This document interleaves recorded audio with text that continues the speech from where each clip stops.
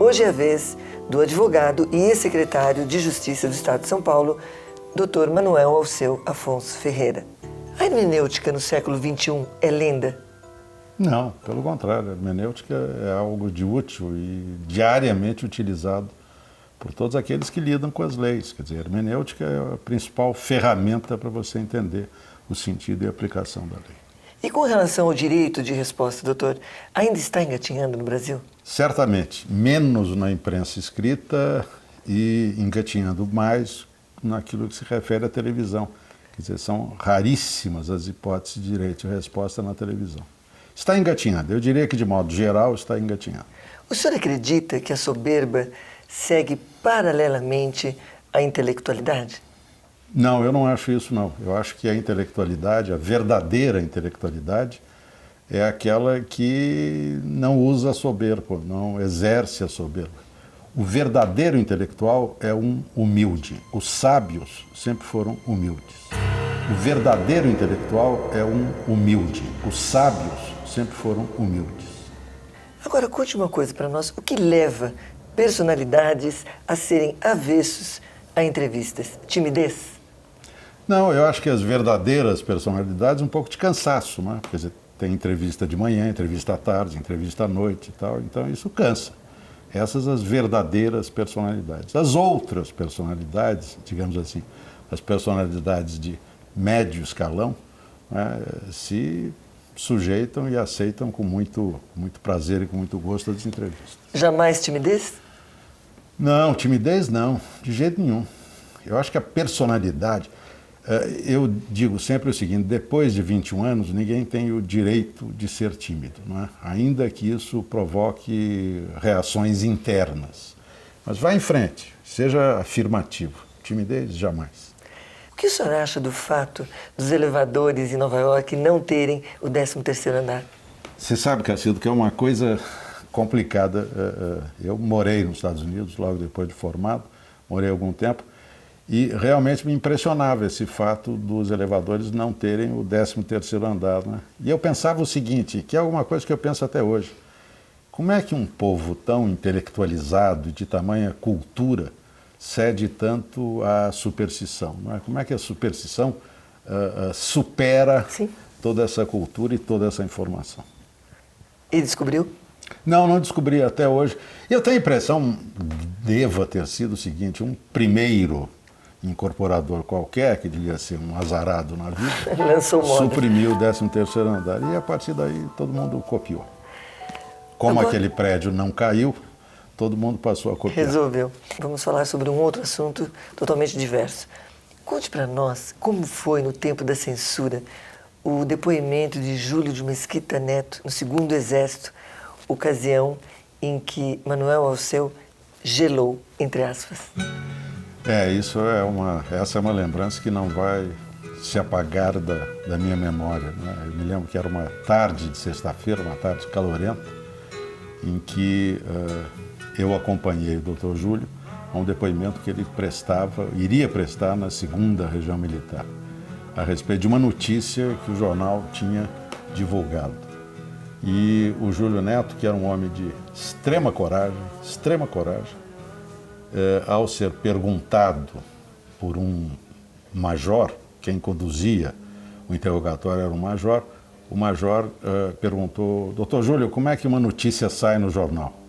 E ele ironicamente respondeu, olha, o repórter sai do jornal, pode sair de automóvel, pode sair a pé, pode pegar um ônibus, eu não sei se o senhor, dizia ele ao major, não sei se o senhor quer que detalhe isso. A outra pergunta, que era a pergunta que eu tentei, ao responder, demover o Júlio da resposta que ele deu, era a respeito de quem seria o diretor responsável pelo jornal. E ele disse, então, o diretor responsável pelo meu jornal é o professor Alfredo Buzaide, que é o ministro da Justiça, porque ele é que decide, com a censura, o que sai ou o que deixa de sair no meu jornal. E foi aquela situação embaraçosa, o major até várias vezes tentou que o doutor Júlio mudasse a resposta, mas ele não mudou, ele persistiu naquela resposta até o final. Foi até o fim. Foi até o fim. Aliás, Júlio Neto confessou antes de morrer que gostava mesmo era de uma boa briga. O senhor sentia que ele gostava de fato de uma boa briga? Ele gostava de uma briga, sim, na medida em que ele tivesse convencido das razões da briga. E sempre as razões da briga eram razões patrióticas. Fica um pouco até, quer dizer, nesta quadra que nós vivemos, fica um pouco até talvez romântico falar em razões patrióticas. Mas ele tinha isso, ele tinha uma crença no Brasil e tinha uma crença extrema, uma crença arraigada nos valores da democracia, da liberdade. Ele era um denodado. Inesquecível, né, doutor? Totalmente inesquecível, totalmente. É uma figura presente no meu presente. Doutor Manuel Alceu, moralmente, qual seria a definição do AI-5? O AI-5 foi uma excrescência, uma violência que se perpetrou contra os brasileiros, contra o país de uma forma geral, contra o regime democrático, estabeleceu censura de imprensa, suprimiu as garantias fundamentais, o habeas corpus, por exemplo. Você não podia discutir em juízo o conteúdo das medidas que eram editadas com base no AI-5. Enfim, foi algo acachapante para a democracia brasileira. Eu sou um curioso da história, não me lembro na história republicana brasileira de nada tão violento e tão grave quanto o ato institucional número 5. Não me lembro na história republicana brasileira de nada tão violento e tão grave quanto o ato institucional número 5. Agora, quem dificulta a indenização que há 35 anos o jornal O Estado de São Paulo deve receber? Bom, isso é a lentidão da justiça, a burocracia, tudo isso retarda muito o recebimento da indenização.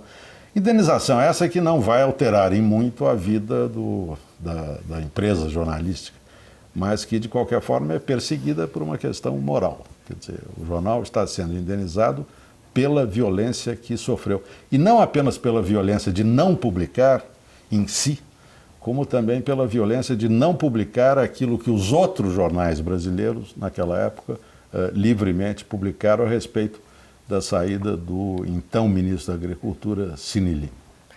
O senhor, inclusive, confessou que naquela época cinza chumbo morria, entre aspas, de medo. Do que exatamente o senhor tinha medo? Pode dizer? Olha, só não morria de medo aquele que fosse amental, ou enfim, aquele que não estivesse no pleno uso das suas faculdades. Eu tinha medo de ser preso, eu tinha medo da tortura, eu tinha medo de não poder voltar para casa, eu tinha medo, enfim, de não assistir os jogos do São Paulo, eu tinha medo de tudo isso. Depois nós vamos falar um pouquinho. Agora, será por isso, será que esse trauma, vai entre aspas, se é que nós podemos assim qualificar, será que isso justifica, então, essa sua paixão por filmes de guerra? Quer dizer, essa paixão permanente por filmes de guerra. Eu gostaria que o senhor dissesse sobre o enredo desses filmes, porque é uma matança geral, não é? Não, eu sou um apaixonado pela história, não é? Pelo estudo da história. E as guerras fazem parte da história. Eu, então, me dedico a essa pesquisa. O senhor se dedica, o senhor se entrega às pesquisas. Como quiser. Eu me entrego a essa paixão, que é assistir filmes de guerra. Mas não apenas assistir, não, eu quero insistir nisso. Eu assisto a filmes, leio livros de guerra, ouço discos, CDs, como se diz hoje, de guerra, de maneira que tudo isso... Agora, a guerra é da realidade da história. E na guerra, há matança. Quer dizer, não existe guerra com troca de flores. Não é? Bom, mas eu acho que faz parte da sua realidade também, porque parece que o senhor viveu numa época de guerra, pelo que o senhor conta para os amigos, não? Maragatos e... É. Pois é. Essa é uma história que eu não sei como é que você descobriu, mas enfim, essa é uma história curiosa. Eu presumo que eu tenha tido uma vida passada, e essa vida passada se passou, e me perdoem o pleonasmo, mas se passou lá no Rio Grande do Sul, nas guerras entre chimangos e maragatos. E eu era maragato, portador de um lenço vermelho no pescoço. E pouco antes na Revolução Federalista, um líder maragato proferiu a frase que foi certamente a frase que mais me marcou. Quer dizer, brigavam maragatos e chimangos, federalistas e republicanos, e a certa altura tropas argentinas iam entrar no Rio Grande do Sul em auxílio aos republicanos. E aí um líder, o Canabarro, disse o seguinte, na mensagem que mandou ao presidente argentino: o primeiro dos vossos que adentrar no território rio-grandense fornecerá o sangue com que assinaremos o Tratado de Paz com o Império. O primeiro dos vossos que adentrar no território rio-grandense fornecerá o sangue com que assinaremos o Tratado de Paz com o Império. Opa! Essa frase até hoje me emociona, porque é uma frase de alto patriotismo. Enfim, doutor Manuel Alceu, o que hoje no país é uma pedra no sapato? Olha, existem várias, né? Quer dizer, o sapato tem que ser grande para carregar todas as pedras que estão por aí, né? Sei lá, de momento eu me lembro, quer dizer, o que mais me incomoda atualmente, o que mais realmente me incomoda é essa suspeita nacional com relação aos valores constitucionais que estão aí sendo diariamente contestados. Existem pedras menores. O linguajar do presidente da República, os barbarismos praticados contra o vernáculo, é uma das pedrinhas, ao lado de outras. O trânsito é uma pedrinha, enfim. São várias mesmo. São várias. Agora pensemos na Agenda 7. No Brasil, a corrupção já atingiu o judiciário? O que o senhor acha? O meu amigo Saulo Ramos, há dias atrás, disse uma frase maravilhosa, como aliás são todas as frases dele. Ele disse que nem o Espírito Santo livrou o judiciário da corrupção. Mas em cima disso eu penso o seguinte, quer dizer, não é verdade, você não pode dizer que a corrupção atingiu o judiciário. O que você pode dizer é que a corrupção atingiu alguns juízes brasileiros, como já atingiu a muitos membros do Poder Executivo e a muitos membros do Poder Legislativo. De maneira que eu acho que a corrupção é um fenômeno periférico no judiciário. Agora falando um pouco sobre essa área que o senhor bem atua, que é a imprensa. Em se tratando do dever de indenizar, doutor, no seu entender, cabe ao jornalista ou ao veículo de comunicação em que ele trabalha? Eu sempre fui favorável àquilo que está até hoje na lei de imprensa, mas que a jurisprudência alterou. Quer dizer, eu entendia que a ação de indenização deve ser proposta contra a empresa de comunicação.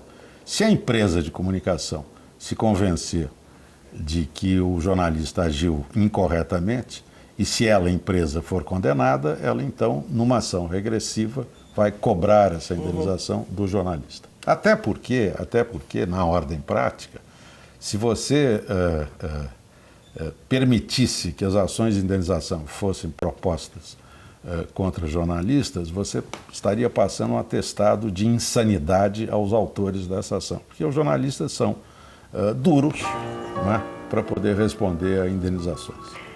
Se o senhor fosse hoje secretário de Justiça do Estado, o senhor seria diferente de como foi no passado?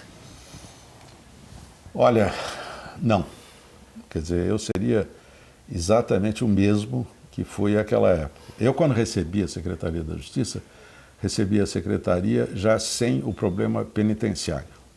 Felizmente para o secretário. Que hoje, né, é um problema sério. Que hoje é um problema sério e que até justificou a criação de uma Secretaria Especial de Administração Penitenciária. Mas eu tive, por exemplo, na Secretaria da Justiça, o privilégio de acompanhar os primeiros passos do PROCON. Quer dizer, o PROCON iniciou-se então, hoje essa realidade Foi fenomenal. essa época em que ele nasceu?